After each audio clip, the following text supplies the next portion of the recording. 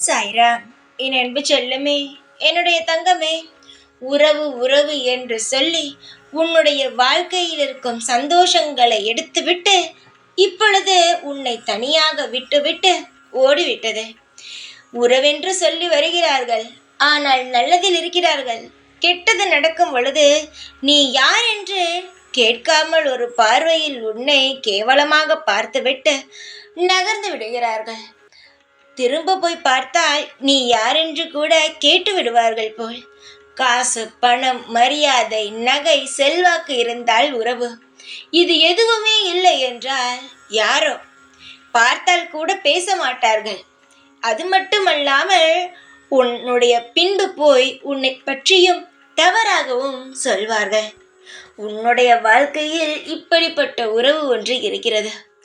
உன்னுடனேயே இருந்தது, மிக மிக நாட்களாக உன்னுடன் தான் இருந்தது. திடீரென்று அதற்கு என்னமோ உன்னிடம் எதுவுமே இல்லை என்று தெரிந்துவிட்டு நகர்ந்து சென்று வெளியே போய் உன்னை தவறாக பேசிக்கொண்டு இருக்கிறது. இப்பொழுது அந்த உறவனுடைய வாழ்க்கை நன்றாக நிம்மதியாகத்தான் இருக்கிறது.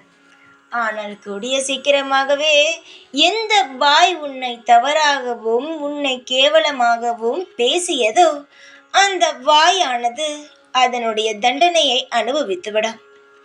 நீ யோசிக்கும் அளவுக்கு வாழ்க்கையில் எதுவுமே பயமானது அல்ல. இறைவனானவன் என்று ஒருவனை எதிர்க்கிறானோ அன்று அவனுடைய வாழ்க்கை முடிகிறது. உன்னை எதிர்த்து விட்டான்.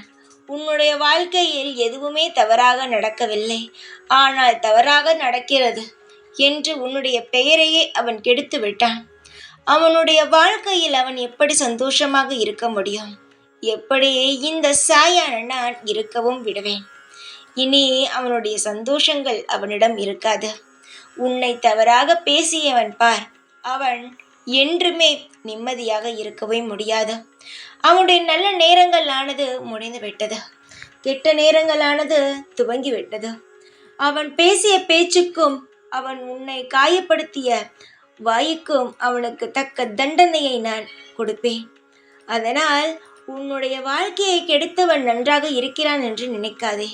சீக்கிரமாகவே அவனுடைய வாழ்க்கையில் என்னென்ன நடக்கப் போகிறது என்பதை உன் கண் குளிர நீயே பார்ப்பாய். மனம் உனக்கு குளிரும். உன்னை இப்படி பேசியவன் எப்படி தங்கமே வாழ்க்கையில் நிம்மதியாக இருக்க முடியும்?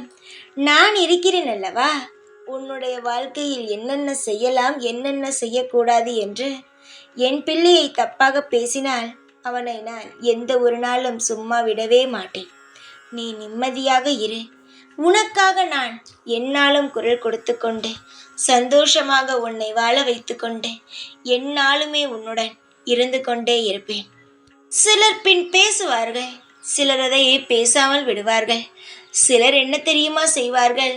கிடைத்ததுதான் வாய்ப்பு என்று தெரிந்து கொண்டு பேசிக்கொண்டே இருப்பார்கள். ஒருவன் கேவலமாக போய்விட்டான் என்று தெரிந்தால் அவனை பார்த்து பின் ஏதாவது அவன் வாழ்க்கையில் நடந்தே இருக்காது ஒரு சம்பவம், அதையெல்லாம் அவர்கள் கதையாக கோர்த்து பேசுவார்கள்.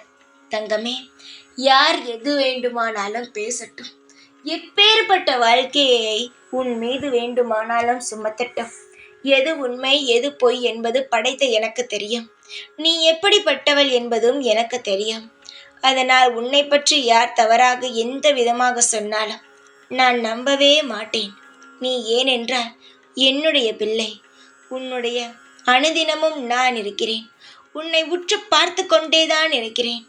எந்த ஒரு நாளும் உன்னை விட்டு தொலை தூரம் போகவே மாட்டேன்.